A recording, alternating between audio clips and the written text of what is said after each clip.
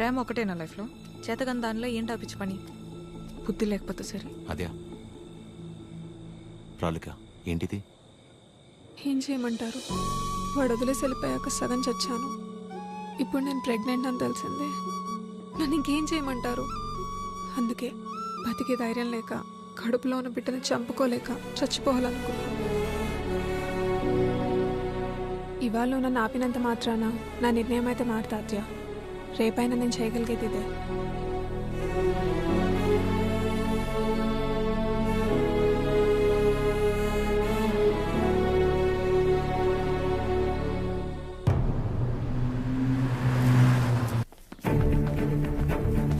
ప్రశాంత్, ప్రశాంత్. అమ్మా, దీని పేరు ప్రాలిక. ప్రశాంత్ ప్రేమించి పెళ్లి చేసుకుంది తిన్నే. బాబు, మీరు అనుకున్నట్టు ఏం జరగదు. ఆయన వచ్చేలోపు వెళ్ళిపోండి. అమ్మా, నేను చెప్పేది ఒకసారి. అమ్మగారు చెప్తుంటే అర్థం కావట్లేదా? వెళ్ళిపో. నోండవే అమ్మా, తన పరిస్థితి తెలిస్తే మీరు ఇలా మాట్లాడరు. రేయ్ బయట నెట్టేయండిరా. పదండి. ఏయ్ ముట్టుకుంటే పగిలి. ఏయ్ పడిపోదండి. ఆగరా.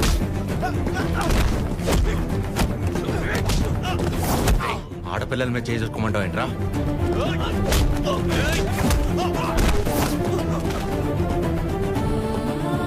ప్రేమించేటప్పుడు మీ అబ్బాయి కళ్ళల్లో ఉన్న కంగారు పెళ్లి చేసుకుని వదిలేసాక ఇంత కూడా లేదంటమ్మా.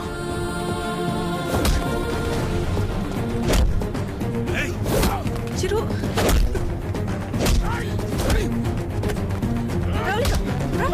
ప్లీజ్ నా వల్ల మీరు ఇబ్బంది పడింది చాలు. వెళ్ళిపోయి ఏం చేస్తావు? చచ్చిపోతావా?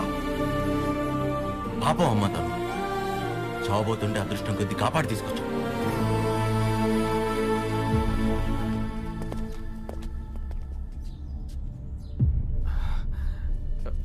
నాన్న నాన్న ఒక్క నిమిషం నాన్న, నేను పంపించేస్తాను. మీరు ఉండండి.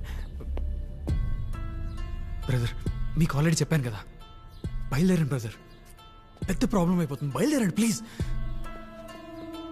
ప్రవళిక చెప్పేది అర్థం చేసుకో. నా మాట విని ఇక్కడి నుంచి వెళ్ళిపోండి.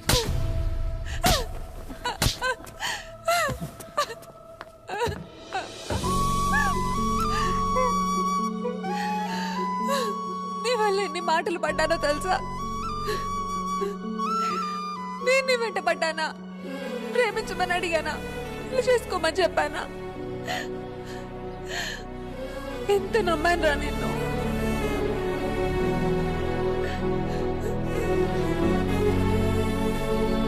వాళ్ళ పెళ్ళంటే ఉంది 2 కాగితాలు 4 సంతకాలు అంతే కదా అనుకుని అలా వచ్చి వెళ్ళిపోయానండి. కానీ తను కడుపుతోంది, చావబోతుందని తెలిసాక కూడా రియాక్ట్ అవ్వకుండా ఉండలేపాను సార్.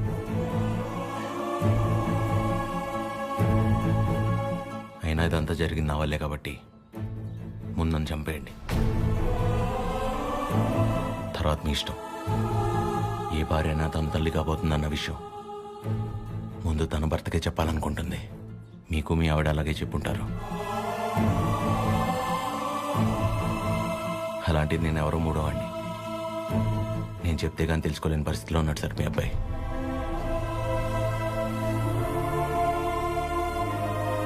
సార్, మిమ్మల్ని చూస్తేనే తెలుస్తుంది మీకు బాగా భక్తి ఎక్కువని.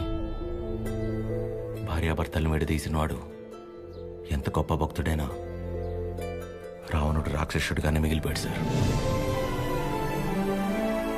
బాబు, నా కొడుకు కడుపులో ఉన్నప్పుడు వాడింక బతకడని డాక్టర్ తేల్చి చెప్పేశారు. ఇంచుమించు 7-8 గంటలు మమ్మల్ని భయపెట్టి గాని ప్రాణాలతో బయటపడలేదు వీడు కదండి. ఆ రోజు మేం భయపడ్డంలో అర్థం లేదనిపించేలా నా కొడుకు ఎప్పుడూ ఏ తప్పు చెయ్యడు బాబు. ఏమంటారండి?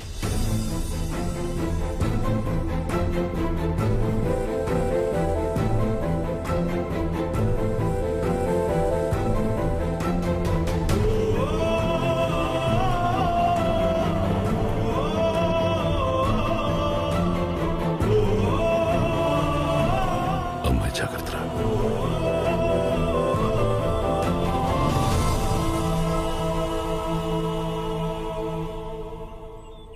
ఇంకా నీ ముఖం చూసే ఊరుకుంటున్నాను ఒకలా. మర్యాదగా వాడిని ఇక్కడి నుంచి వెళ్ళిపోమని చెప్పు.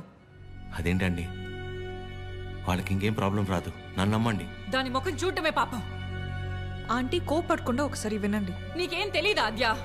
ఇంకా ఇక్కడే నుంచున్నారే, వాడిని ఎక్కడో చోటుకెళ్ళి చావమను. అరే, కలిసి బతుకుదాం అనుకుంటే చచ్చిపోమంటారేంటండి? మాట్లాడుతుంటే మధ్యలోకి వస్తున్నావు. అసలు ఎవరు నువ్వు? నీకేం సంబంధం?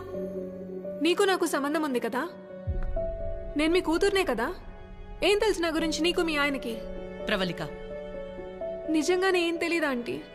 ఇష్టం కష్టం చెప్పుకోవాలనిపించి నాన్న మీతో మాట్లాడాలంది అంటే తప్పించుకొని తిరిగేవాడు, ఎక్కడ ఏం అడుగుతానో ఏం చెప్తానో అని. ఇక ఈవిడ మైండ్ సెట్కి తగినట్టుగానే నేను ఉండాలి. ఇంట్లో ఆడపిల్ల కన్నీళ్లు తుడవడానికి చేతులు రానప్పుడు మాటలు కూడా రాకూడదమ్మా. ఎవరో ఆడదైనా తన ఇంట్లో మనిషి అనుకొని కన్నీళ్లు తుడవాలనుకునేవాడికి ఏ సంబంధం ఉండక్కర్లేదమ్మా.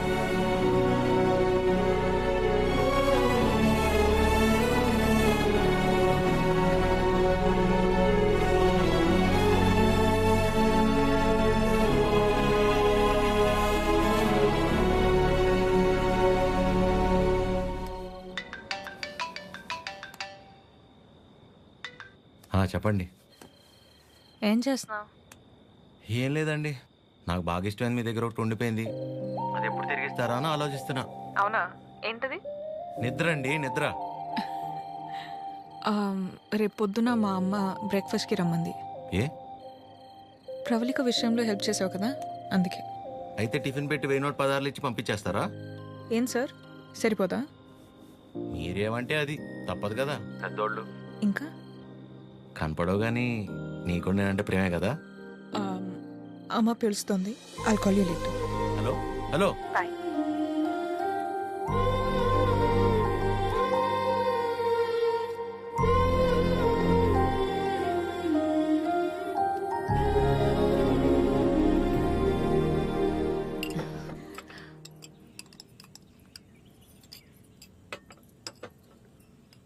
ఏదున్నా ఫ్యాక్టరీలో మాట్లాడి అట్నుంచటే పంపించేస్తాను తప్ప ఇంటిదాకా ఎవరైనా రావటం చాలా రేర్.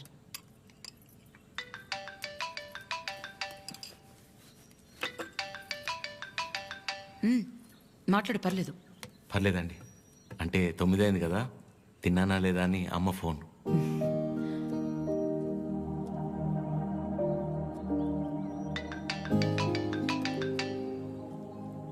పద్మమ్మ సేమ్, తిన్నానా లేదా అని. ఇంట్లో నేను ఒక్కనే మగ పిల్లాడిని, అందుకే చిన్నప్పటి నుంచి వాళ్ళకన్నీ నేనే. ఒకసారి రమ్మని చెప్పు మీ ఇంట్లో వాళ్ళని.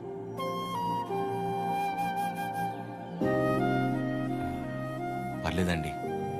పర్లేదేంటి, రమ్మను. వాళ్ళు ఫ్యాక్టరీ చూసినట్టు ఉంటుంది, నేను ఒకసారి వాళ్ళని కలిసినట్టు కూడా ఉంటుంది. ఏమద్యా? అవునమ్మా, రామని చెప్పండి. సరే అండి. అవన్నీ నేను చూసుకుంటాను లేరా ప్రేమ్. నిన్ను నువ్వు అద్దంలో మాత్రం చూసుకోకరే.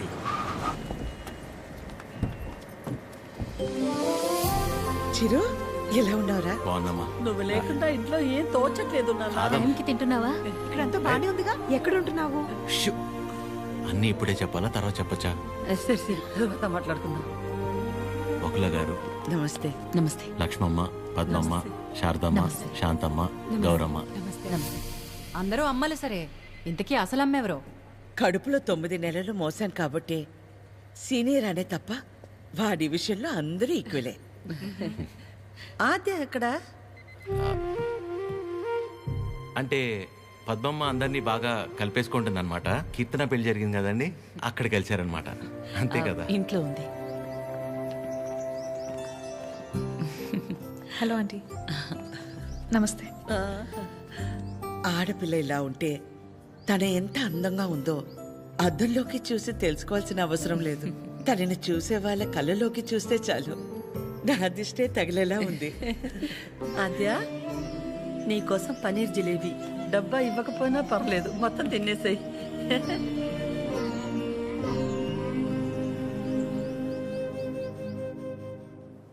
ఏంటి ఆద్య, ఇంకా ఏం ఆలోచిస్తున్నావు? ఆంటీ చిరు వాళ్ళందరితో బాగానే క్లోజ్ అయ్యారు కదా ఆద్య. అదే ప్రాబ్లం ప్రవళిక. అనుమానం ఉండి అబద్ధమని తెలిస్తే కోపంతో పోతుంది, కానీ ఇంత నమ్మాక నిజం కాదంటే తట్టుకోలేదు.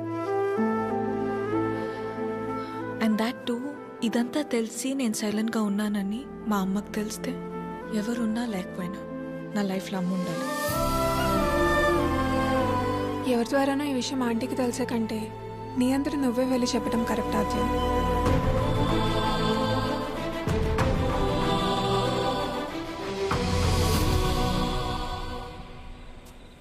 ఆ గొలుసు కొనడానికి మా లక్ష్మి 4 షాపులు తిరిగింది. ఫ్యాక్టరీ వర్కర్స్ లా కాకుండా ఫ్యామిలీ మెంబర్స్ లా చూసుకుంటున్నారు. ఇక్కడ పనిచేసే వాళ్ళ పిల్లల చదువులు, వాళ్ళ మంచిళ్లే కాక ఇప్పుడు వాళ్ళందరికీ ఇళ్ళు ఉన్నోళ్ళందరికీ ఇలా ఇవ్వాలన్న ఆలోచన ఉండాలని లేదు కదా భయ్యా. చాలా థ్యాంక్స్ మేడం, మాకెంతో చేస్తున్నారు. మా మేడం చాలా గ్రేట్ భయ్యా.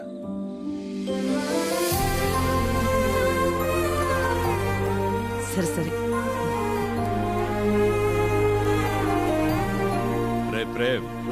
ఫుడ్ ఐటమ్స్ లో ఏం బాగున్నాయి రా? అన్నిటికంటే నువ్వు రా అన్నది బాగుందిరా. కూర్చోండి ఆంటీ. ఏంటి అందరూ చాలా సీరియస్గా మాట్లాడుకుంటున్నారు? ఏం లేదు, నీ గురించే. ఫ్రిడ్జ్లో పెరుగు ప్యాకెట్ పెట్టడం మర్చిపోతేనే మేమందరం కలిసి 10 నిమిషాలు మాట్లాడతాము దాని గురించి. అలాంటిది నువ్వు ఒక్కదానివే ఫ్యాక్టరీ, ఇల్లు, బిజినెస్ ఇదంతా ఎలా సాధ్యపడిందా అని. ఓ అదా, ఆద్య వల్లే. లైఫ్లో ఇంకో హోప్ లేదు, అంతా అయిపోయిందనుకున్నాను. అప్పుడు ఆద్యకి 8 ఏళ్ళు. ఒకరోజు నా దగ్గరికి వచ్చి, అమ్మా నేనేమైనా తప్పు చేశానా అంది. నువ్వు తప్పు చేయడం ఏంటి అంటే ఏమందో తెలుసా? నేనే నీ ప్రపంచం అంటావు కదమ్మా, నువ్వెలా ఉన్నా అది నా వల్లే కదా. నువ్విలా ఉన్నావంటే నేనేదైనా తప్పు చేసుంటే చెప్పు, ఇంకెప్పుడు చెయ్యను అంది. ఆ క్షణం అనిపించింది ఇంకెప్పుడు తన నా దగ్గరకు వచ్చి అలా అడిగేలా నేనెప్పుడు ఉండకూడదని.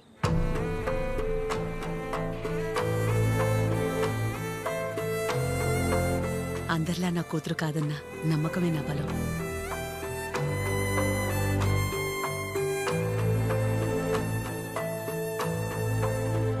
మీ బలం మీ చిరు, మీ పెంపకం తన ప్రవర్తనలో కనిపిస్తుంది. చాలా బాగా పెంచారు మీ చిరుని. చిరు, ఇంతమంది ఆడవాళ్ల మధ్య పెరగడం నీ అదృష్టం.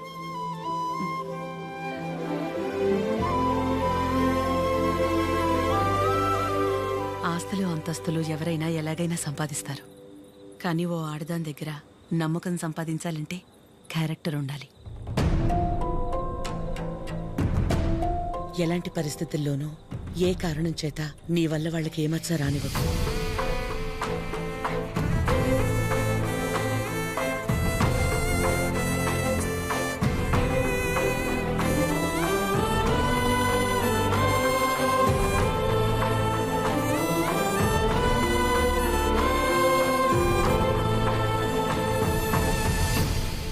బయలుదేరిపోవడం ఏంటక్క?